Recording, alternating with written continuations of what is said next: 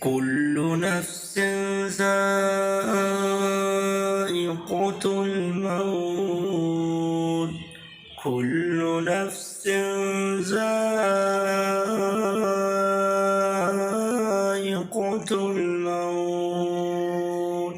মৃত্যু যখন চলে আসবে, তখন আমি গরিব, আমি ধনী, আমি টাকাওয়ালা, পয়সাওয়ালা, আমার গাড়ি আছে, বাড়ি আছে, আমার কিছুই চিনবে না।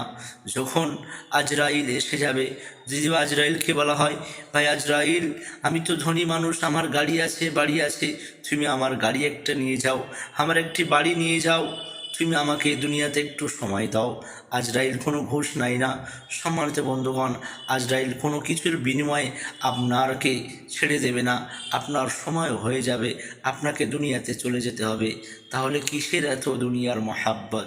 কুল্লু নাফসিন যায়িকাতুল মাউত। এই দুনিয়া থেকে আপনাকে মৃত্যুর স্বাদ গ্রহণ করতে হবে। মহান আল্লাহ রাব্বুল আলামিন যেমন আমাদেরকে দুনিয়ায় পাঠিয়েছে, ঠিক আমাদেরকে দুনিয়া থেকে চলে যেতে হবে চিরতরের মতো।